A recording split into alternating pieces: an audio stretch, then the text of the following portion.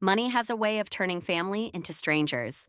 I learned this the day my mother called me, sobbing about maxed out credit cards and missing savings. I should have seen it coming. Megan had always been creative with other people's resources. She promised it was just temporary, Mom choked out between sobs.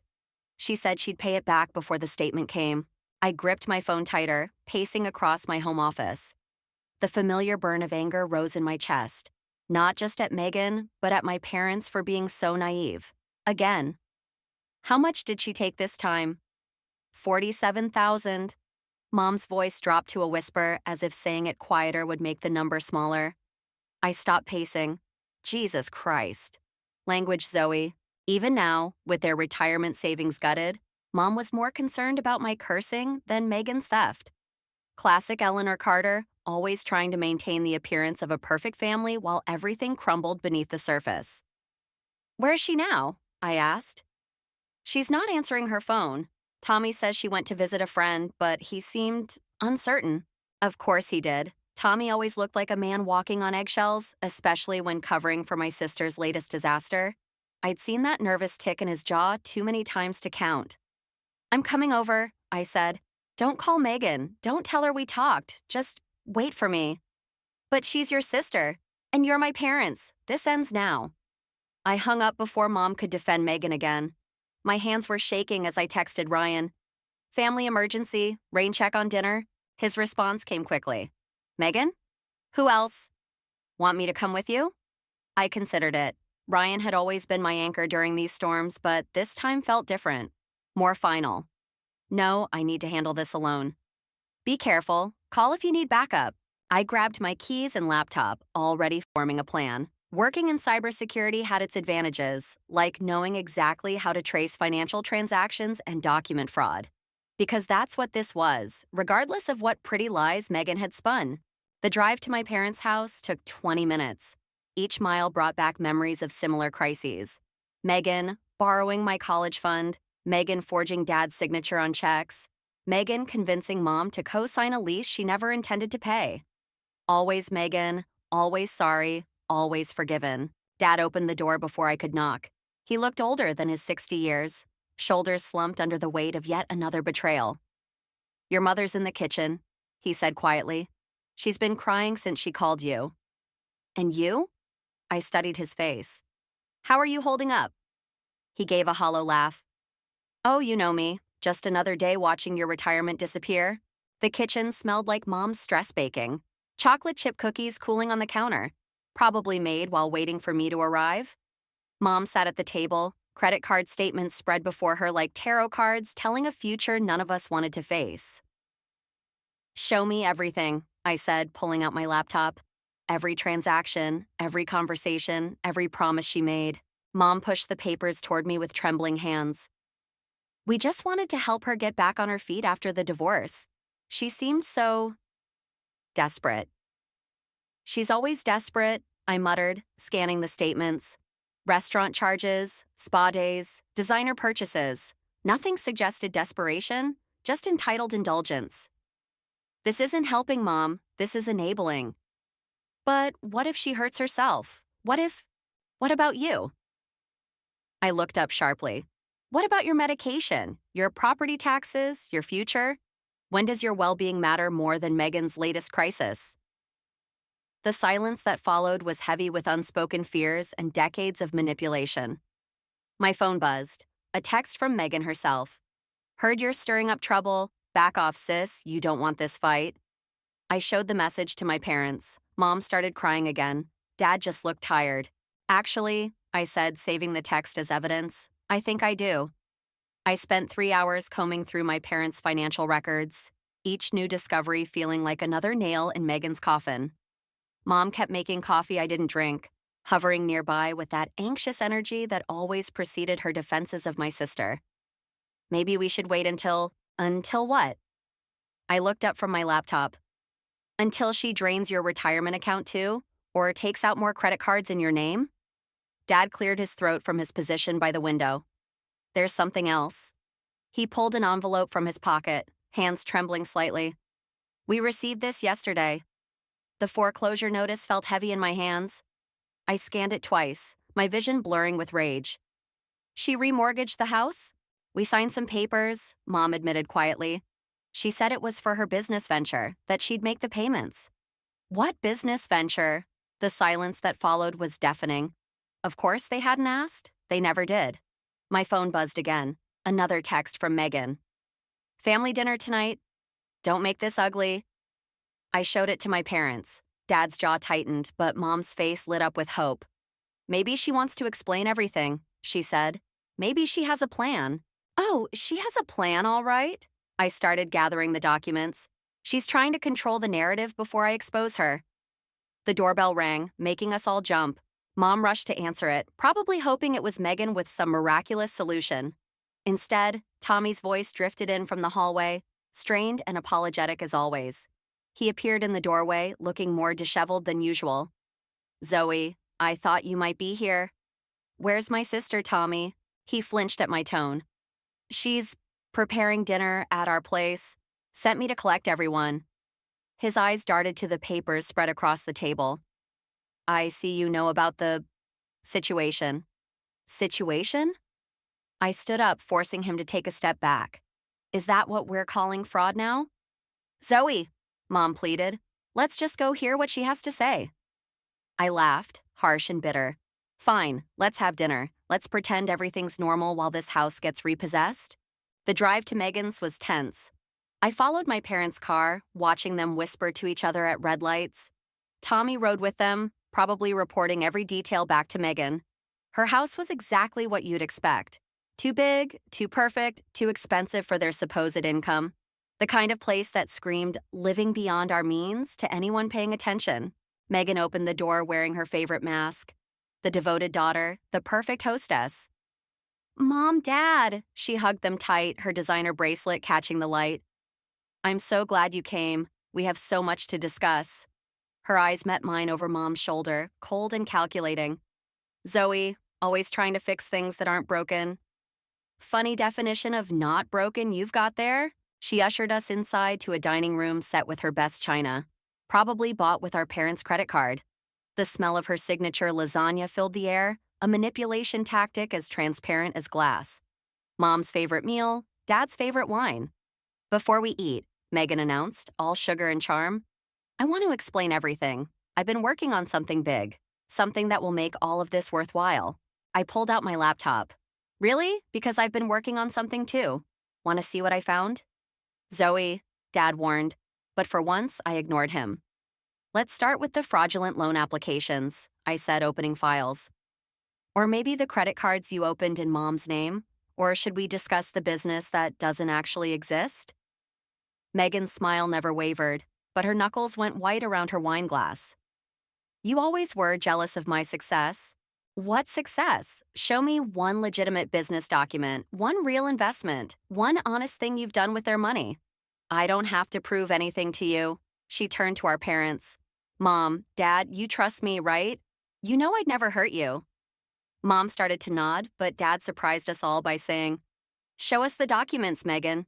The mask cracked, just for a second. Then Megan stood, smoothing her expensive dress. Dinner's getting cold. Why don't we eat first, then discuss business? No, I said, standing too. We discuss it now, or I take these files to the police. The silence that followed was broken only by the sound of Megan's wine glass shattering against the wall. Red wine dripped down the expensive wallpaper like blood. Mom started crying, Dad froze, and Tommy just stared at his hands. But I kept my eyes on Megan, watching her mask crumble completely. You want proof? She yanked open a drawer, pulling out a stack of papers. Here's your precious proof. Go ahead, look through it all. You're so good at digging up dirt, aren't you? I reached for the papers, but Tommy suddenly stood up.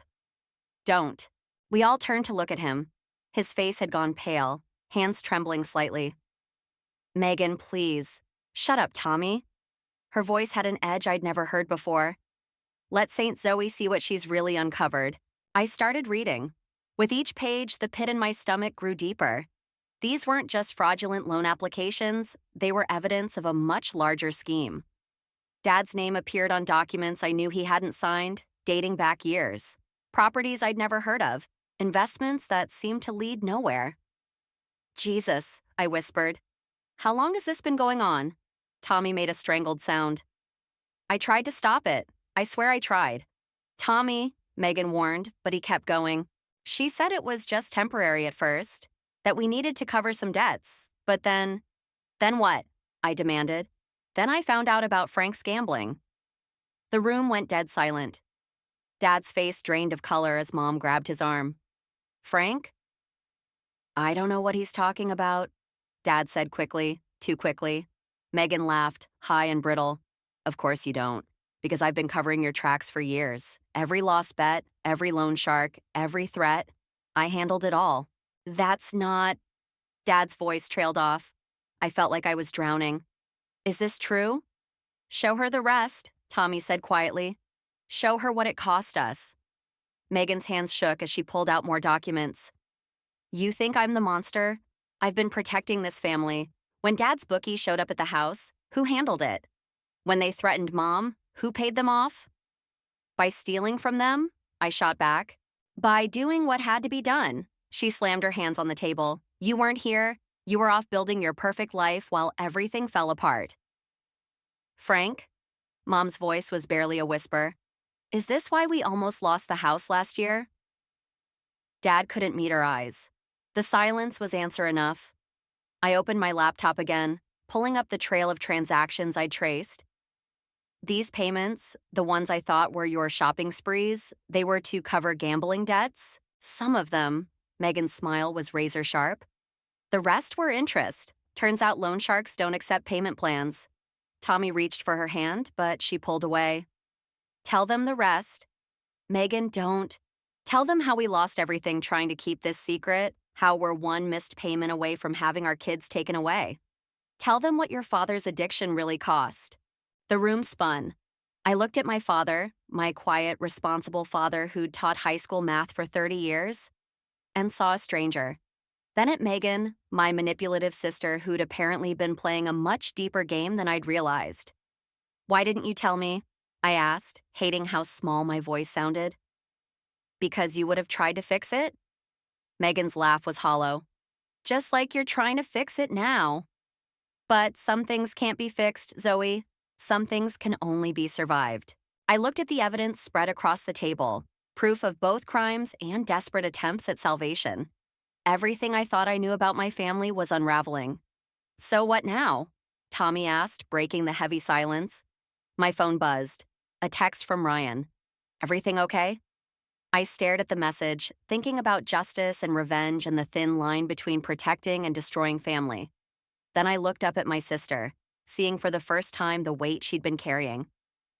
Now, I said, closing my laptop, we figure out how to survive this together. Megan's eyes narrowed. Why would you help us after everything? Because that's what family does.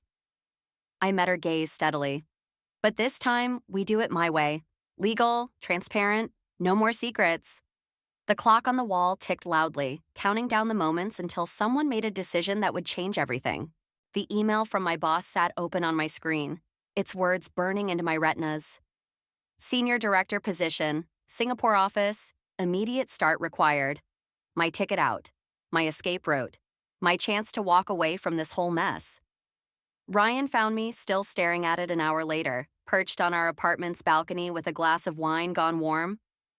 Singapore is nice this time of year, he said carefully, leaning against the railing. I closed the laptop. I can't leave. Can't or won't. Before I could answer, my phone lit up with a text from Tommy. Megan's gone, took the kids, need to talk. Ryan read it over my shoulder and sighed. And the hits keep coming. I met Tommy at a coffee shop downtown, away from familiar eyes. He looked worse than yesterday, if that was possible. A manila envelope sat on the table between us. She emptied our accounts this morning, he said without preamble. All of them. Even the kids' college funds. My coffee turned bitter in my mouth. Where would she go? That's the thing. He pushed the envelope toward me. I found these after she left. Thought you should see them. Inside were more documents, but these were different. Bank statements, wire transfers, all leading to an account I recognized. Dad's old investment portfolio, the one he'd supposedly closed years ago. Keep reading, Tommy said. The next page made my hands shake, a series of transfers, each labeled protection payment, dating back 5 years. The amounts were staggering. Who's she paying? Tommy's laugh was hollow. That's the wrong question. The right one is, who's paying her? Understanding hit like a physical blow. Dad's still gambling. And Megan's been profiting from it. She's not just covering his debts, she's his bookie's insurance policy. As long as she keeps the family in line, they keep paying her. The coffee shop's ambient noise faded to a dull roar. Everything I thought I knew about my sister shifted again, pieces clicking into place with nauseating clarity. My phone buzzed. The promotion offer reminder. 60 seconds to accept or decline. There's more, Tommy said. The kids aren't with her, they're with your mom. What? Megan told them she's going away to fix things. Your mom's watching them while I'm at work. He rubbed his face. She's planning something, Zoe. Something big. The reminder buzzed again. 30 seconds. Why are you showing me this? Because I'm done being a coward. Tommy met my eyes. And because you're the only one who can stop her without destroying everyone else in the process. My phone lit up with a text from Mom. The kids are asking for their mother. Please help. Then another from Megan. Take the job in Singapore. Walk away. Last warning. The promotion timer hit 0. The opportunity blinked away. She's watching me, I realized. Tommy nodded. She's watching all of us. Always has been. I thought about Dad, trapped in a cycle of addiction and shame. Mom, desperately trying to hold together a family built on lies. Tommy, finally finding his courage too late. And Megan, my sister, my enemy, my mirror image, fighting her own battles in all the wrong ways. What are you going to do? Tommy asked. I pulled out my laptop and opened a new document. I'm going to write an email to the family, all of them, aunts, uncles, cousins, everyone Megan might try to turn against us. She'll retaliate. I'm counting on it. My fingers hovered over the keys. Sometimes you have to break something completely before you can fix it. And the kids? I thought about my niece and nephew, innocent players in this twisted game. We protect them, no matter what happens next. Tommy stood to leave, then paused. She wasn't always like this, was she? The question hit harder than I expected. Memories of shared secrets, stolen cookies, whispered dreams, all tainted now by years of manipulation and lies. No, I said finally. But neither was I. I started typing the email that would either save my family or destroy it completely. The truth, as they say, will set you free. But first, it burns everything to the ground. The annual Carter family reunion became a war zone the moment I walked in. Aunt Sarah's eyes narrowed, Uncle Pete turned his back, and 3 cousins suddenly found their phones fascinating. Mom hovered near the buffet table, wringing her hands while Dad disappeared into his study, his usual escape route. Megan had been busy. I heard about the gambling, Aunt Sarah said, cornering me by the punch bowl. How could you spread such vicious lies about your own father? I kept my voice steady. Did Megan show you the bank statements? She showed us everything. How you're trying to destroy her marriage, take her children, ruin your parents' reputation, all because you're jealous of her success. Success? Right. I pulled out my phone, pulled up the documents Tommy had given me. Want to see what real success looks like? Before I could show her, Cousin Rachel appeared. Leave her alone, Sarah. There's more to this story than Megan's version. I turned, surprised. Rachel had always been Megan's closest ally in the family. She called me last week, Rachel said quietly, trying to get me to invest in some business venture. When I refused, she threatened to expose some old secrets about my daughter's adoption. The punch bowl suddenly looked tempting. How many others? Half the family, at least. She's been collecting leverage for years. My phone buzzed. A text from Tommy. She's here. The front door opened, and Megan swept in like a queen returning to her court. Designer dress, perfect makeup, not a hair out of place. But her eyes were wild, desperate. Zoe, she said, voice carrying across the room. So glad you could make it. I was just telling everyone about your mental health struggles. The room went silent. I felt dozens of eyes on me, weighing, judging, deciding which sister to believe. Funny, I said, loud enough for everyone to hear. I was about to show them these. I held up my phone. Bank records are fascinating reading material. Megan's smile flickered. More fabricated evidence? Really, sis, this obsession with destroying me needs to stop. You mean like you destroyed Dad's investment account? Dad emerged from his study, face ashen. Megan, don't listen to her, Megan said quickly. She's trying to turn you against me, just like she turned Tommy. Where are the kids, Megan? I cut in. She faltered. With Mom, obviously. No, Mom said from across the room. They're with your neighbor. You said you were bringing them here? The perfect mask cracked. For a moment, I saw real fear in my sister's eyes. Show them, Tommy said from the doorway. I hadn't even seen him arrive. Show them what you really are. Megan's laugh was sharp enough to cut. What I am, I'm the only one holding this family together. Every secret, every mistake, every dirty little truth, I've protected all of you. By blackmailing us? Rachel demanded. By keeping us trapped, I corrected. But it ends today. I pressed send on the email I'd prepared, the one containing every document, every transaction, every piece of evidence I'd gathered, the one addressed to every person in the room. Phones began buzzing. People started reading. You'll destroy everything, Megan whispered. You already did that. I moved closer, close enough to see the mascara smudge under her left eye. But here's what you never understood, Megan. Family isn't about control. It's about truth. Truth? She laughed again, but it sounded more like a sob. You want truth? Fine. She turned to face the room. Ask Dad about the gambling debts. Ask Mom about the pills she takes to cope. Ask Tommy about the affairs. Ask perfect Zoe about what really happened the night she left for college. The room erupted in chaos. Accusations flew. Old wounds reopened. Years of carefully maintained facades began crumbling. And through it all, I watched my sister, really watched her, as she realized her power was slipping away. As she saw, perhaps for the first time, the difference between control and love. My phone buzzed one last time, a message from an unknown number. Smart move, exposing everything. But did you check where the protection money really went? I looked up at Megan, who was staring at her own phone with something like triumph. The war wasn't over, it was just beginning. The protection money trail led me to a dingy bar on the outskirts of town.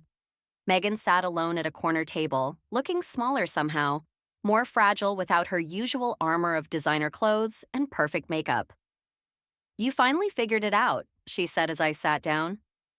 That you've been paying off Dad's bookie with Mom's retirement fund? Yeah, I figured that out. She pushed a manila envelope across the table. Look deeper. Inside were photos, dozens of them. Dad meeting with shady characters in parking lots. Mom picking up prescriptions from multiple pharmacies. Tommy leaving motels with women I didn't recognize. And me, the night before college, sneaking out of Jason Miller's house after his parents' accident. How long have you been watching us? Since Dad's first big loss? Megan's hands shook as she lifted her glass.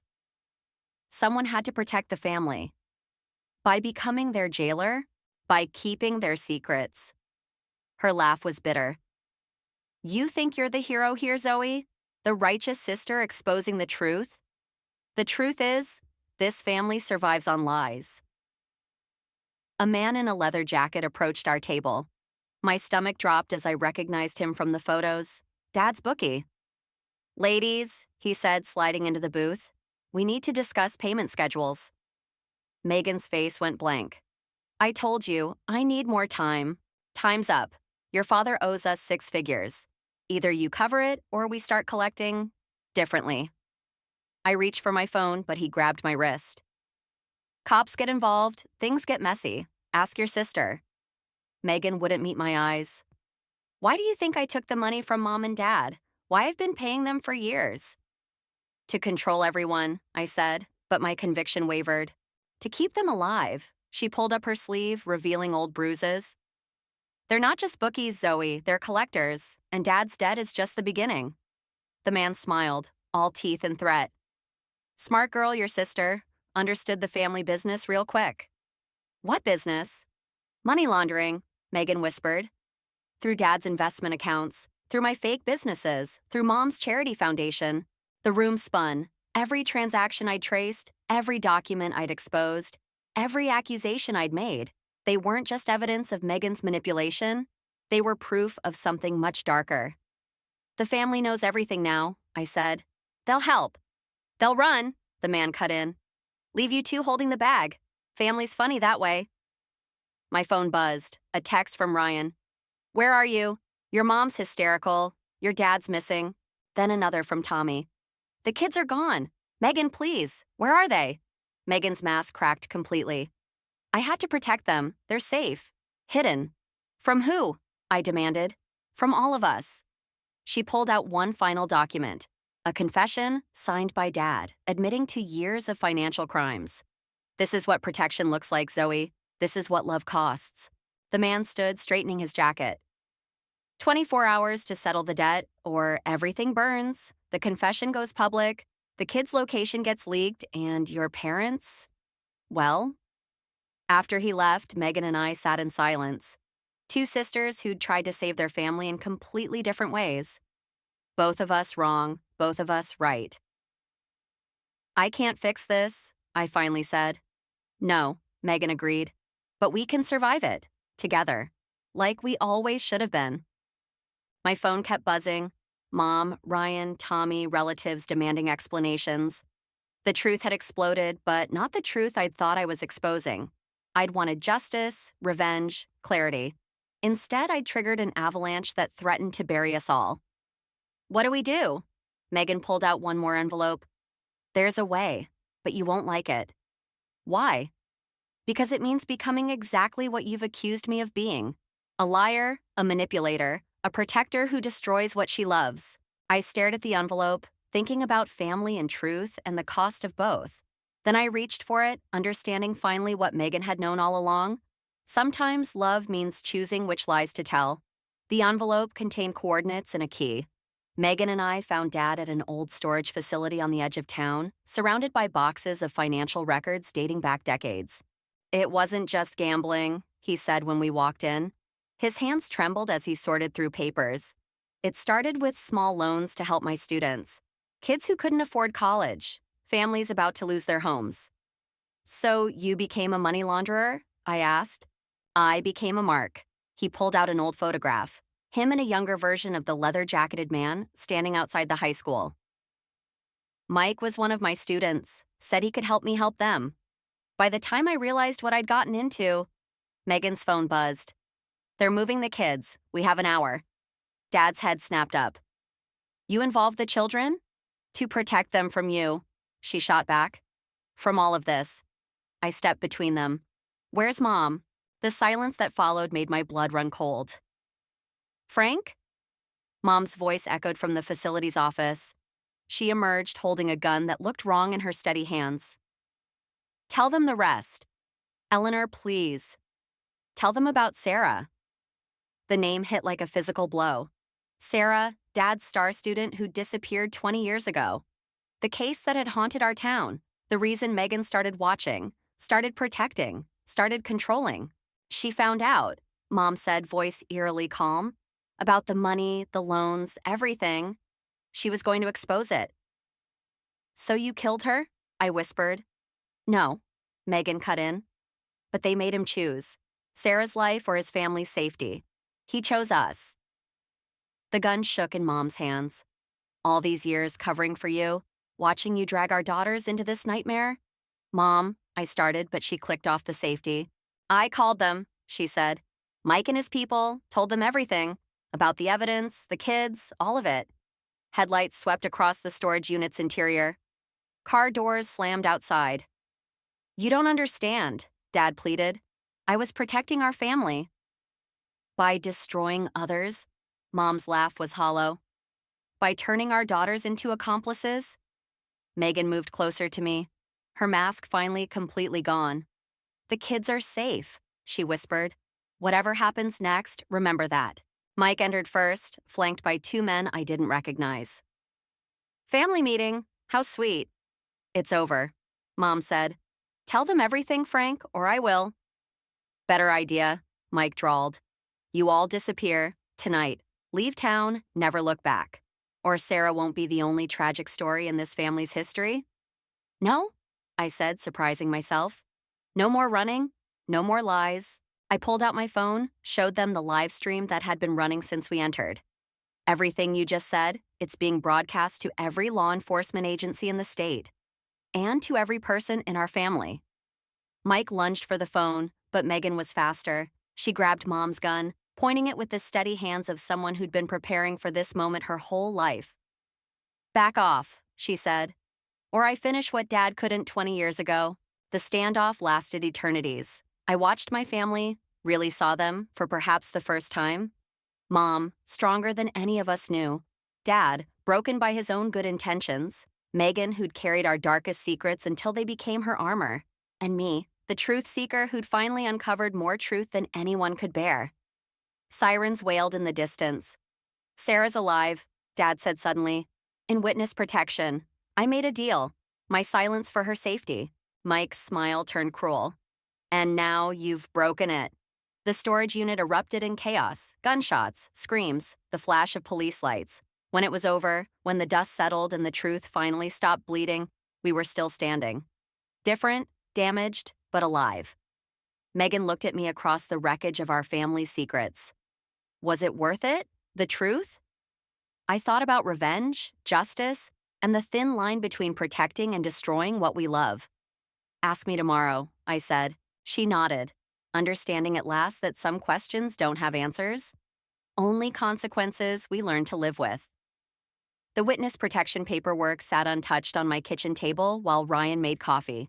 Dad would get immunity for his testimony.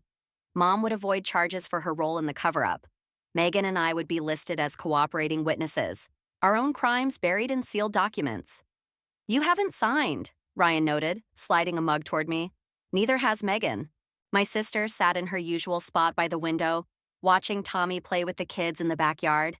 They'd been released from protective custody yesterday, still too young to understand why they'd been sent away, why their mother's hands shook when she hugged them. "What happens to Sarah?" Megan asked without turning around. "She gets to keep her new life," I said. "But she's willing to meet, if we want." Mom entered carrying a familiar tin of chocolate chip cookies. "Some habits die hard, even after your world implodes." "Your father's meeting with the addiction counselor today." The room fell silent. We'd all been dancing around words like addiction and recovery, as if naming them might shatter our fragile peace. "I found another one," Megan said suddenly. "A family dad helped. The daughter's in medical school now, full scholarship." I picked up my pen. "That doesn't make it right?" "No, but it makes it complicated." The doorbell rang. Jessica stood outside with 3 boxes of my things from the office. I declined the Singapore position, but kept my local role. Some escapes aren't worth the cost. "The FBI called again," she said, hugging me. "They want another statement about the money trail." "Let them wait."